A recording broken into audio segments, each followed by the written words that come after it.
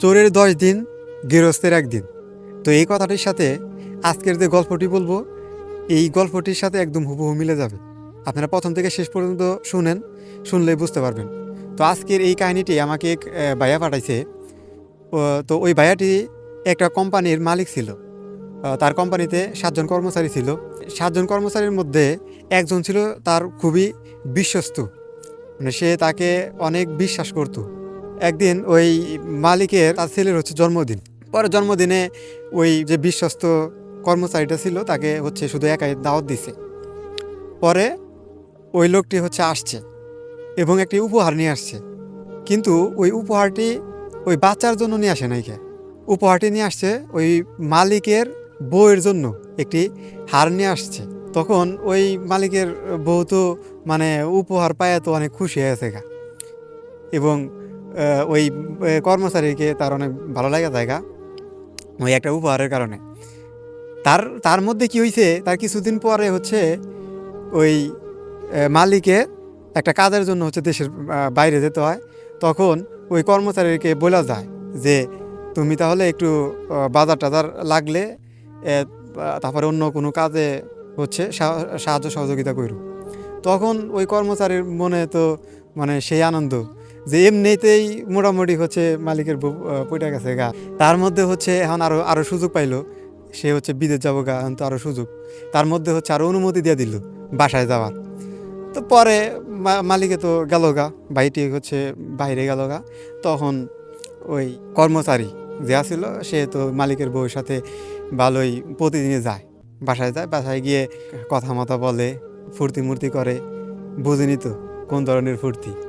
তো এভাবে চলতে থাকে। পরে একদিন ওই কর্মচারী আর হলো মালিকের বউ হচ্ছে শুয়ে রইছে। তখন হঠাৎ করে ভাইয়াটি ফোন দিছে, মানে মালিক ওই ভাইয়াটি ফোন দিছে, ভিডিও কল দিছে। হচ্ছে কর্মচারীটা হচ্ছিল বিছনায় শুয়ে ছিল। পরে ওই মালিকের বউ হচ্ছে ওই ডানা ফোনটা ধরছে। ধরার পরে ওই ওই পিছনে আসিল হচ্ছে আবার গ্লাস গ্লাস আসিল। তো ওই গ্লাসের মধ্যে আবার ওই মানে কর্মচারী যে বিছানার মধ্যে শুয়ে রয়েছে ওইটা আবার দেখা যাইতেছে গ্লাসের মধ্যে, কিন্তু ওই মালিকের বউ আবার ওটা লক্ষ্য করে নাই। তো ওইখানে হচ্ছে ভাইটি দেখতে পাইছে যে ওই কর্মচারী তার বইয়ের রুমে হচ্ছে শুয়ে রয়েছে। তখন তো সে বুঝে গেছে যে কী কাহিনী। পরের দিনই ওই ভাইয়াটি হচ্ছে কাউকে না বলেই বাসায় আসছে, এবং বাসায় এসে সরাসরি বাড়িতে ঢুকে নাই, ওই বাড়ির আশেপাশেই ঘুরতেছে এবং দেখতেছে।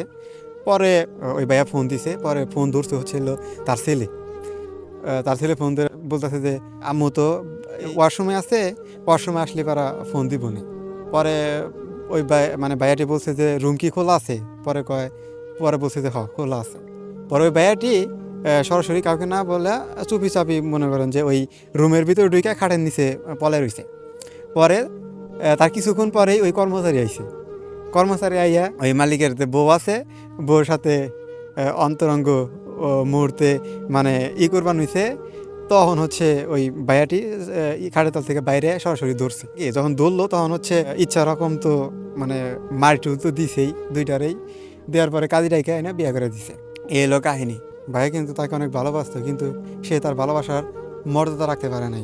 ভাইয়াটির কিন্তু টাকা পয়সার অভাব ছিল না, তারপরেও কিন্তু ওই মহিলাটি সাধারণ একটা হার উপহার পাইয়া হচ্ছে পরকীয়ায় জড়িয়ে যায়। সব বিবাহিত আপুদের বলবো, আপনারা এই সমস্ত কাজ কখনোই করবেন না। আপনারা একটা পুরুষের জীবন এভাবে নষ্ট করবেন না। আর এরকম কাহিনী যদি আরও কারো কাছে থাকে অবশ্যই আমাকে মেসেজ করে জানাতে পারেন, আমি অবশ্যই বলার চেষ্টা করব। ভালো থাকবেন, আসসালামু আলাইকুম।